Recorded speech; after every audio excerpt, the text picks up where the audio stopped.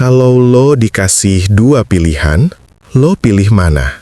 Hidup sederhana tapi pas-pasan, atau hidup mewah tapi tiap hari kepalanya mau pecah karena tekanan? Kedengarannya gampang jawabnya ya. Banyak yang langsung bilang, gue sih pilih yang penting tenang. Tapi coba jujur sama diri sendiri. Beneran lo rela hidup cukup-cukup aja kalau ada kesempatan buat kaya raya?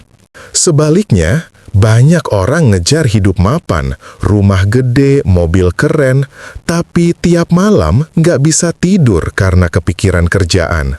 Hidupnya kelihatan gemerlap, tapi di balik itu hancur pelan-pelan.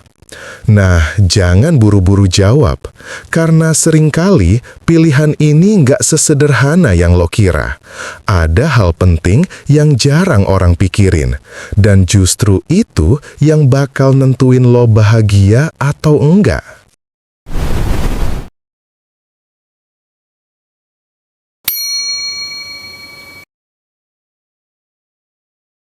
Banyak orang ngira kalau hidup itu sesimpel dua kotak pilihan, hidup sederhana yang pas-pasan atau hidup mewah yang penuh tekanan. Kayak kalau lo pilih A, berarti aman. Pilih B, berarti siap capek. Padahal realitanya nggak sesederhana itu. Kenapa? Karena hidup itu bukan pilihan hitam putih, tapi lebih kayak spektrum. Lo pasti pernah lihat orang yang hidup sederhana banget. Rumah kecil, penghasilan pas-pasan, tapi mukanya selalu tenang, adem, bahkan kadang bikin lo iri. Tapi, lo juga pernah ketemu orang yang punya segalanya. Mobil mewah, gaji fantastis, tiap weekend liburan. Tapi mukanya sering tegang, ngomel, bahkan gampang meledak. Jadi, apa benar jawabannya sesederhana, gue pilih tenang aja deh? Masalahnya gini, seringkali kita kejebak sama ilusi. Kita kira kalau hidup sederhana sama dengan tenang, hidup mewah sama dengan stres. Padahal, kuncinya bukan di sederhana atau mewah, tapi di cara kita ngejalanin hidup itu sendiri. Ada orang yang hidup sederhana tapi tiap hari ribut mikirin utang, iri sama tetangga, atau ngerasa hidupnya nggak cukup. Itu juga sama aja bikin hati nggak tenang. Sebaliknya, ada orang yang hidup mewah tapi tetap bisa nikmatin hari-hari dengan damai. Karena dia ngerti cara ngatur tekanan, ngerti prioritas, dan nggak gampang kebawa gengsi. Artinya, sederhana atau mewah itu bukan jaminan apa-apa. Yang bikin perbedaan justru mindset dan cara kita menghadapi hidup. Ilusi pilihan ini sering bikin kita salah arah. Banyak orang mutusin buat stop ngejar mimpi, karena takut entar stres kalau kaya. Banyak juga yang maksa ngejar harta karena yakin nanti tenang kalau duit banyak. Dua-duanya bisa salah kalau lo nggak ngerti inti sebenarnya. Jadi, pertanyaan pentingnya bukan lo pilih hidup sederhana atau hidup mewah. Tapi, lo ngerti nggak cara ngejalanin hidup lo biar apapun pilihan lo tetap bisa tenang? Nah, di bagian selanjutnya, kita bakal kupas gimana tekanan itu sebenarnya bisa dikendalikan, bukan dihindarin. Coba lo pikir, ada nggak sih orang di dunia ini yang benar-benar hidup tanpa tekanan? Kayaknya nggak ada. Bahkan, orang yang kerjaannya cuma nongkrong dan rebahan pun punya tekanannya sendiri. Entah dari keluarga yang nuntut, dari tagihan bulanan, atau sekedar rasa hampa karena hidupnya gitu-gitu aja. Jadi, kalau ada orang bilang, gue pengen hidup tanpa tekanan, itu sebenarnya cuma mimpi kosong. Tekanan itu pasti ada, mau lo miskin, cukup, atau kaya raya. Yang sering bikin kita salah kaprah adalah cara pandang kita ke tekanan itu sendiri. Banyak yang nganggap tekanan itu musuh. Padahal kalau kita ubah cara ngelihatnya, tekanan justru bisa jadi bahan bakar. Lo ingat nggak waktu dulu sekolah atau kuliah kalau ada ujian? Tekanan belajar itu yang bikin lo akhirnya buka buku, meskipun mepet jam 12 malam. Sama juga di kerjaan, deadline yang bikin sesak nafas itu seringkali justru bikin lo nyelesain kerjaan yang tadinya lo males-malesin. Nah, bedanya cuma satu, apakah lo bisa mengelola tekanan itu atau enggak? Karena gini, tekanan yang lo kelola dengan baik bisa bikin lo naik level, tapi tekanan yang lo biarin numpuk tanpa lo sentuh, itu yang bikin hidup lo kayak meledak.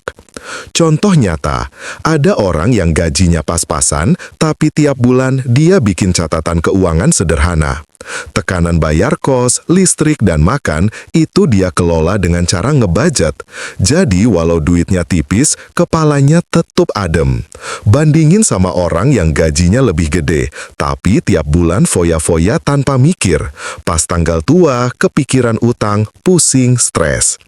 Jadi jelas, bukan jumlah duitnya yang bikin tenang, tapi cara dia ngatur tekanan dari kebutuhan sehari-hari.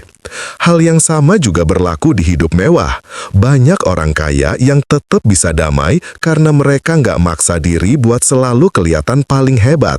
Mereka sadar, ada tekanan dari bisnis, dari orang sekitar, tapi mereka punya cara sendiri buat ngatur, entah dengan tim, manajemen waktu, atau bahkan sekadar punya me time yang beneran dijaga. Jadi kesimpulannya, tekanan itu nggak bisa lo hindarin, tapi lo punya kuasa buat milih. Lo mau biarin tekanan itu ngancurin lo, atau lo mau pakai tekanan itu buat bikin lo lebih kuat. Sebelum gue lanjut, sekali lagi gue ingetin, jangan lupa klik tombol subscribe, biar channel ini bisa terus berkembang dan bisa jadi ruang refleksi buat lebih banyak orang. Banyak orang ngira ketenangan itu sama dengan hidup tanpa masalah. Padahal justru sebaliknya, nggak ada hidup tanpa masalah. Bahkan kalau lo udah jadi miliarder sekalipun, masalah itu nggak hilang, cuma berubah bentuk. Dari yang tadinya bingung bayar kos, jadi bingung bayar pajak super gede. Dari yang tadinya ribut sama temen kosan soal giliran bersih-bersih, jadi ribut sama partner bisnis soal arah perusahaan. Masalah itu nggak pernah hilang, dia cuma ganti baju. Nah, salah kaprah terbesar orang-orang adalah nganggap ketenangan itu berarti kondisi luar mereka harus sempurna dulu. Gaji cukup, rumah ada, pasangan harmonis, kesehatan oke, baru deh bisa tenang. Padahal, kalau lo nunggu semua itu beres dulu, lo nggak akan pernah nemu tenang. Karena begitu satu masalah selesai, masalah baru langsung antri masuk. Coba lihat orang-orang yang selalu ngejar lebih dan lebih. Dapat kerjaan bagus, pengen jabatan lebih tinggi. Udah nikah, pengen punya anak. Udah punya anak, pusing mikirin sekolahnya. Udah sekolah, pusing mikirin kuliah. Jadi kapan tenangnya? Jawabannya, nggak pernah kalau lo ngandelin kondisi luar. Ketenangan itu bukan soal semua masalah gue hilang, tapi soal cara lo berdamai dengan masalah itu. Ada orang yang penghasilannya nggak seberapa, tapi bisa tidur nyenyak karena dia belajar nerima ritme hidupnya. Sementara ada juga orang super kaya yang tiap malam gelisah karena takut kehilangan kekayaannya. Analoginya gini, bayangin laut, ada ombak gede, ada angin kencang. Lo nggak bisa ngatur ombaknya biar berhenti, tapi lo bisa belajar jadi perahu yang stabil biar nggak gampang kebalik. Nah, ketenangan itu bukan soal ngilangin ombak, tapi soal bikin perahu lo makin kuat. Masalahnya, banyak orang kebalik. Mereka sibuk banget ngatur ombak, padahal itu hal yang di luar kendali. Akhirnya, capek sendiri, frustrasi, dan makin jauh dari kata tenang.